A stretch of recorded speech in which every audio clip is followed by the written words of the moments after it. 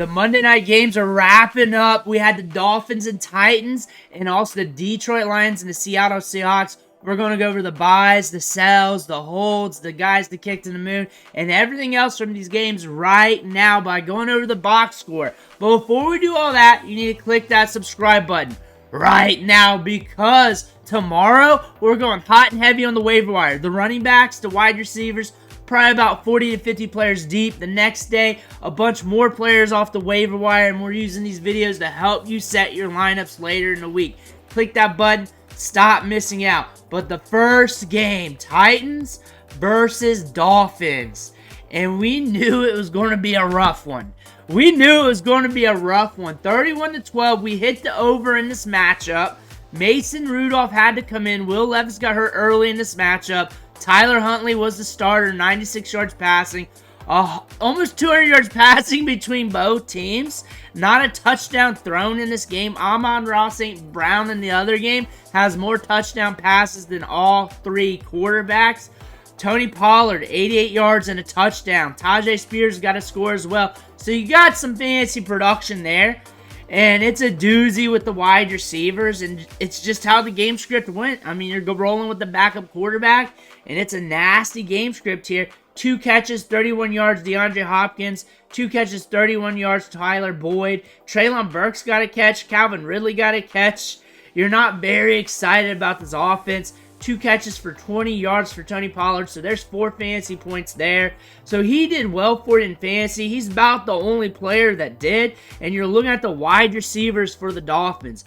Waddle, 4 catches, 36 yards, 7 fantasy points. Tyreek Hill, 4 catches, 23 yards, about 6 fantasy points. Meh, a lot of meh there. Devin Achane, 4 fantasy points, 3 catches, 14 yards, running the ball, 15 yards on the ground, so about 5 points total. Devin Achane's like that guy you're starting, but it's not like a must start. It's like a start and a prayer, and maybe you don't have another running back. You paid up for him, and you waited a little bit. But if you do, you might want to be making some switches here. Jalen Wright got some opportunity. It's all a bunch of yuck in this game from a fantasy football perspective. You're excited if you started Tajay Spears in DFS. You're excited if you started Tony Pollard, and that's about it. Just a bunch of jabroni work. Now going to the other game, Seattle versus the Detroit Lions, and this one was fun to watch. We got Kenneth Walker back in this game, 3 touchdowns. And this game script, from what we saw from Vegas on the implied point totals, was going to be a high-scoring game. And matter of fact, we hit the over. And I think that's 4 times in a row this matchup has hit the over in like the last 3 years. If I remember right from what I said earlier today, Kenneth Walker, 3 touchdowns. We were wondering if the game script will push the running backs in this matchup, because on paper, defense versus defense, it was going to be hard on the running backs. But this implied point total of 47 over under, which the over hit, could allow these running backs to hit, which they did. Kenneth Walker hit in a huge way. Jahmyr Gibbs, too, with 2 touchdowns. David Montgomery got a touchdown as well. These running backs got work. Zach Charbonnet got some work as well. We're looking at the receiving side for the Seattle Seahawks. DK Metcalf goes off. He is a stud. 7 catches, 104 yards. Tyler Lockett got work. Jack Smith-Njigba got work. And like I said, with JSN, he's up and down a lot of weeks.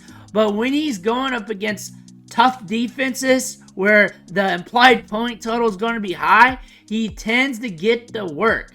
Where they have to throw it against a pass funnel defense, which Detroit kind of is, but they did allow some stuff on the ground, he gets more work. And that is a trend we're seeing this year. This game and versus the Patriots, Tyler Lockett got some work as well. 11 targets for JSN, 9 for Tyler Lockett, 12 for DK Metcalf. We got a carousel wide receivers here, but Metcalf's going to lead it. Jameson Williams had that huge touchdown catch. And that is what Jameson Williams is built for. Again, he is our Will Fuller right now. He's very similar too. Very rough start to his career. First round pick. Has speed to burn. Gets those YOLO matchups. Sam Laporta got you something. 9 fantasy points. This year, that's tight end 1 numbers. It is. This is his 2nd week of being a tight end 1.